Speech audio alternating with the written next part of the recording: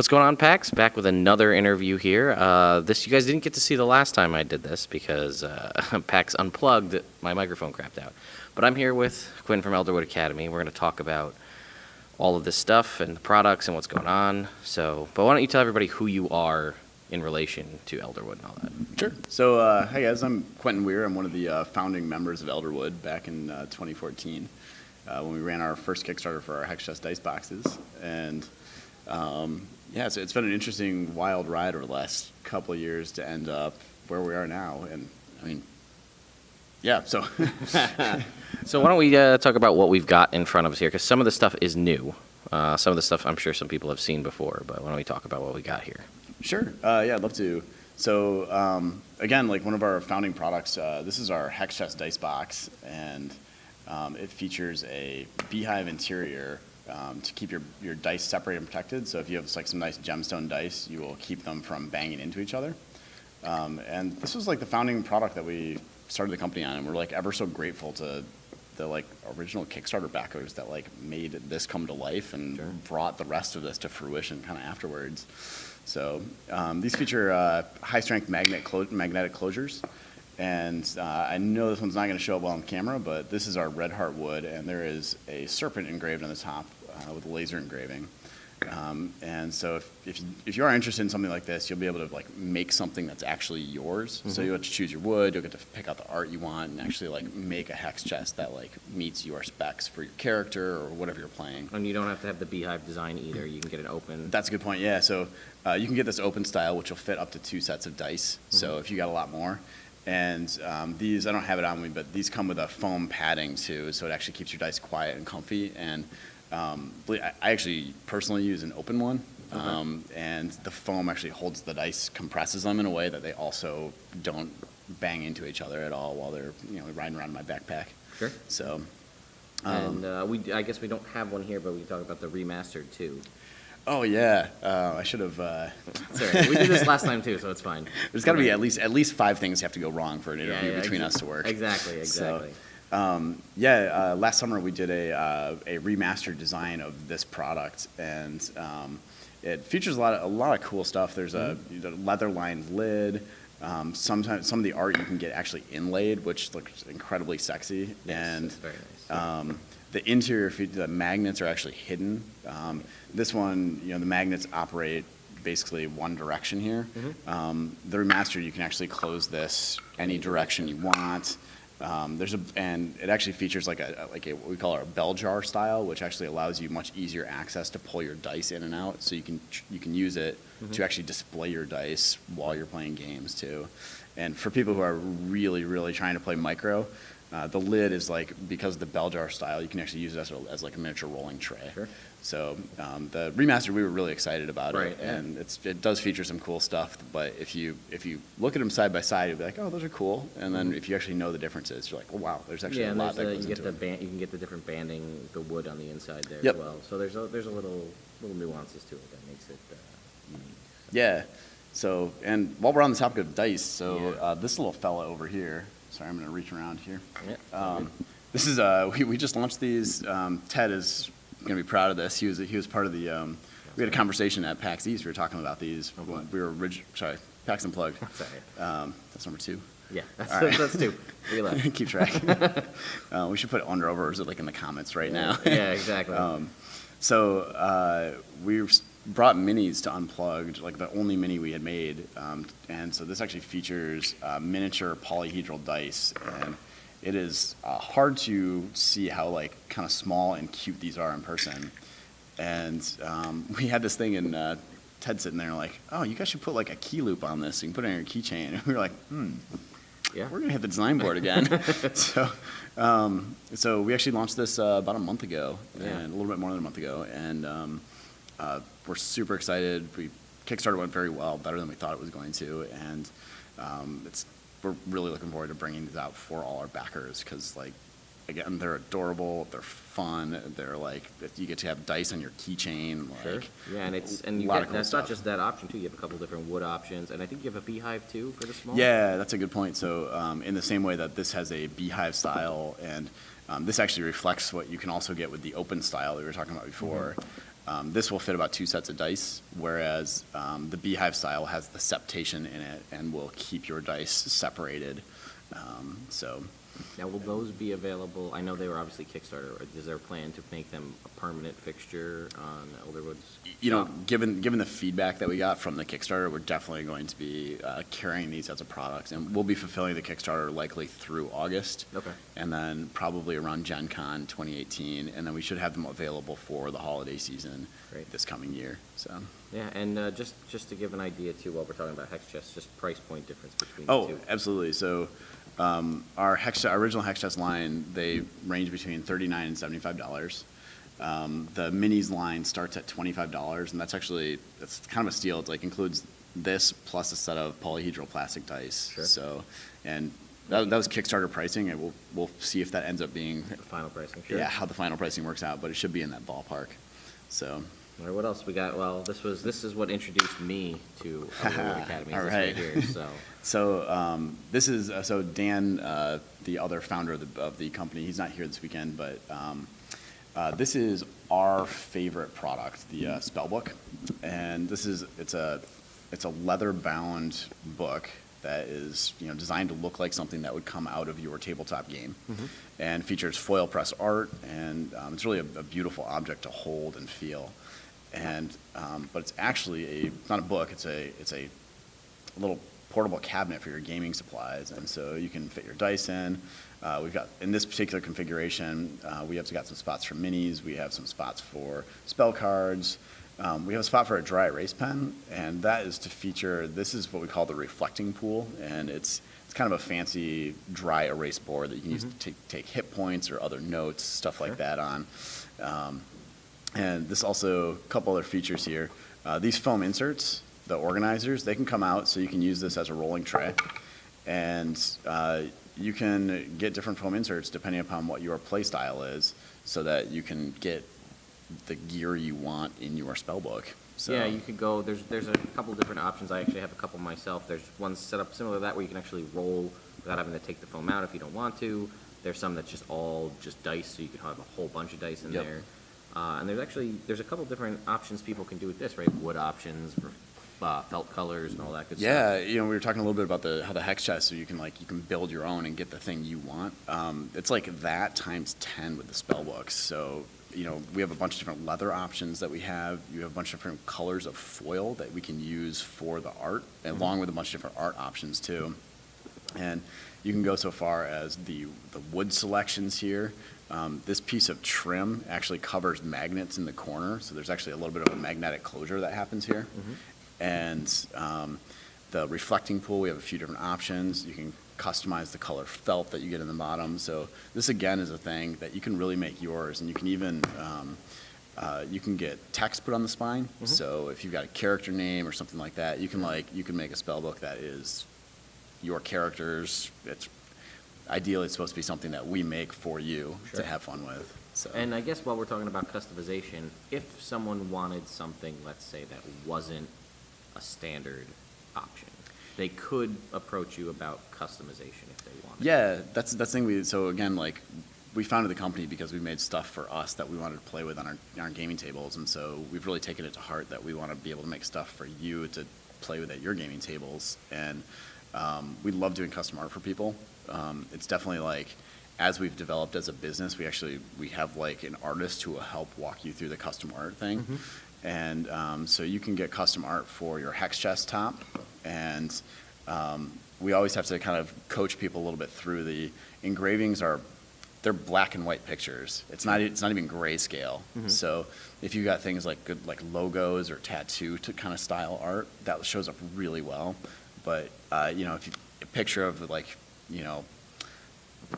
the dock and a boat and stuff like that, it's hard to translate that into an engraving that will look good. And we can do the same thing for the foil press art for actually both the spell books and for a codex product over here. So, mistake number 3 is that I didn't bring mine to show a custom option in the interview. All right, So 3. we're up to 3. Cool. And so we can make custom magnesium plates. Sorry, I shouldn't say we. One of our suppliers will make custom magnesium plates that we can use to do the foil stampings. And It's a little bit pricey for spell books. It's about $80 to have just the plate made. Sure. So not even counting like actually handling the art and all that kind of stuff. And but it can happen, and it's a one-time cost. So if you've got like a little miniature run that you're doing for groomsmen gifts, or you've got a miniature run you're doing for a little company thing, it's like, yeah, that can happen once, and then we can do it on as many spell books as you are interested in. And we occasionally have customers who are interested in getting one that can work on a spell book, codex, also our scroll rolling trays, which we don't have any out here. That's mistake number 4. Yep. We got one more. Better wrap this up. I guess we should also say too, it doesn't, not just for your D&D polyhedral dice rolling folks, you can get a deck box insert. Yeah, if actually, you want to have like 2 decks of cards and things like that. So yeah, we do have a deck box insert, and it's carved into the wood. So instead of getting a spell book that has a lot of empty space here, there's actually some separations to keep your pen separate, to keep some tokens, and to keep up to 100 single-sleeved or 80 double-sleeved collectible card, magic cards. And sure, and you can check your life tracker, or life point counter, or whatever it is over here. Actually, I don't have a spell book for D&D. I have a spell book for drafting for magic cards. Okay, well, and it's actually, I love it because I can keep my deck on one side, and then I can keep my sideboard and my lands on the other side, and my tokens. And it's actually a very convenient package for that. But we're actually so dropping other hints and stuff. We'll be launching deck boxes probably this summer. We talked about that at Unplugged. But yeah, we were expecting to do it around April, but it's the minis product did more than we were expecting, so we wanted to make sure we're putting enough resources into getting that project going at a very fast pace, given the demand for them. So let's talk. We have this here. We don't have the scroll here, but yeah. So this is actually it's really fun to be at the cons and show these off. People look at them and they're pretty ornate, cool objects, and the question is like, what is that? Sure. And so sure enough, this is a rolling tower, and so we can actually we got this upside down. That's number 5. There we go. We're dead now. We're on a wire here. Yeah, sure. So the top comes off here, and the bottom actually opens up, and was open. Now we're on to 6. Yeah. All right. So, and then you are actually ready to roll dice through. And the inside also doubles as a container. If you have one of our rolling trays, it actually, the whole thing packs up and rolls up and will stuff inside. So you can take this whole package to your gaming table as your rolling tower, as your dice tray. If you're so inclined, you can fit your dice in here, so you can keep everything in one little package. And again, fun styling. Sure. Cool object to kind of have around the house. Yeah, no, people are definitely a big fan of those, especially, and again, customization-wise, foil, I think you can get custom, a couple different options for the wood, the felt, or the leather rather, and the top designs and all that stuff. Yeah. Well, we have the little, we should talk about this, because this is just really fun, and people love these. Oh, these are silly. Yeah, we had this is not a ton of people know this about me, but I actually also am involved in board game design. And so Happy Salmon is probably the most notable game that people would know me for. But my friend Ken, who does design with me, we were working on a board game that required a catapult. And so we built these little catapults. And the game, like many of the things we designed, was kind of okay. Sure. But the catapults were a lot of fun. And so we started, and this is just for launching dice. I don't know how well this will do the D4, but actually, that was pretty good. That's some distance. Yeah. It does plastics a lot better than gemstones. So, yeah, I would probably not launch your gemstone dice or your $100+ level up dice or any of that stuff. Exactly. Use your chess X dice for this, guys. But yeah, these are, and you had bigger ones that were in some things like Dungeon Crate, and people saw those kicking around. And now there's these mini ones, and you were telling me before that this is actually made from scraps from the fellows. So we actually feel like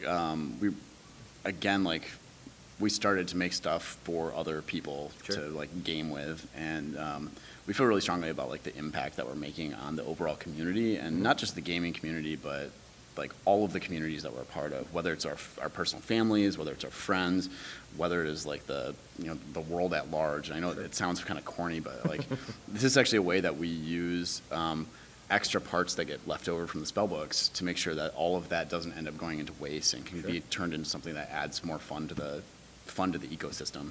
Sure. So yeah, these are, I don't know, we've had a stupid amount of fun with them, and I would be embarrassed to tell you all the stories right now, so we'll skip that.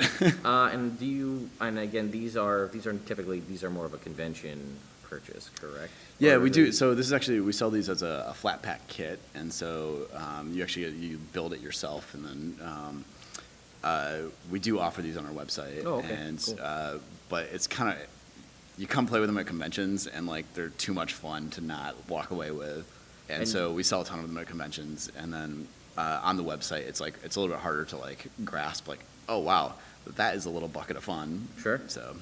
And you actually do flat packs for the hex. That was a new thing too, as well, for the hex chests. Or Yeah. was that only a Kickstarter? Thing? So that was part of a Kickstarter, and we're still kind of trying to listen to the community to figure out if this is something that we should continue doing or whether this was like just going to be part of the Kickstarter. But we did a flat pack for the hex chest, so you could get this set of parts together, you could build and glue your own hex chest together, and then it allows it to, it's a lower price point, but it also gives you a lot of creativity because like once you're done building it, you then have the opportunity to decorate it. So instead of asking us for custom art, it's like, yeah, get the paints out and like, put your character on it, or, let your little brother scribble it with crayons, Sure.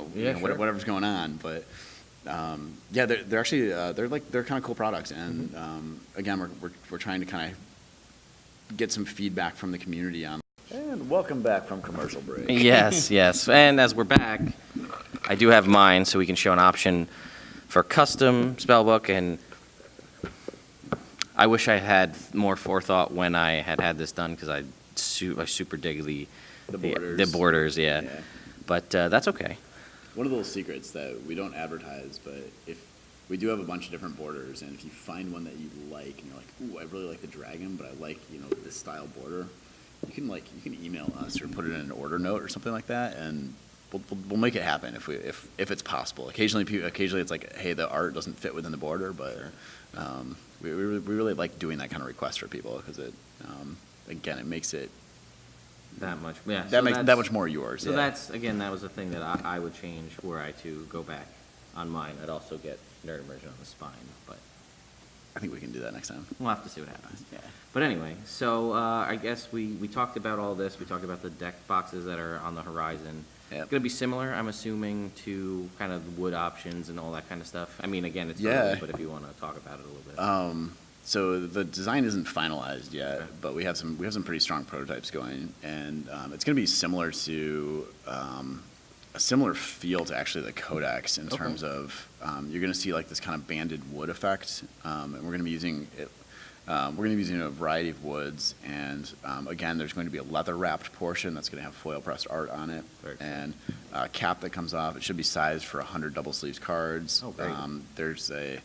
Currently there's a token drawer that, Oh, so neat. in the bottom there's like a little hidden token drawer, and then there's actually a removable back piece that, again, taking a page out of the spell book. Yeah, spell book, that's nice. Should have planned that. Yeah, right, that's all right. I would just look like an idiot. So taking a page out of the spellbook, where the removable piece of the deck box is actually, we're intending it to be used as a whiteboard again, so you very nice. you can use it as a life counter for your games to remove the tokens if you want, or not. But I know for a lot of people that's like a popular option is to use pen and paper. So we're trying to give an option that like keeps that available as part of your deck box. So all of these products are awesome. We talked about them. They're on Kickstarter. You can catch Elderwood at a handful of different conventions throughout the year. But if people wanted to go, what's the website? What's the best ways to get a hold of you guys? Places to find information? Where should they go for that? Yeah. So if this is your cup of tea, then you can find us at elderwoodacademy.com and check out the pages. Most of the pages are set up so you can kind of customize and visually see what you're building while you're kind of putting it together. And we don't get it right all the time, but we try and make it a good experience of like the building your product is actually part of the fun that you should be able to have. So yeah, check it out, and hopefully there's something that will make your gaming more fun. Yeah, and then again, there'll be a link to that in the description, as well as Elderwood Academy social media if you want to check up on any of that stuff. Before we close out this interview, is there anything else you want people to know or you want to talk about before we bring this to a close? God, there's another area where I should have had something prepared. That's all right. Some we joke or we could just say something. no, and then that's it. Yeah, I think that's about it. All right.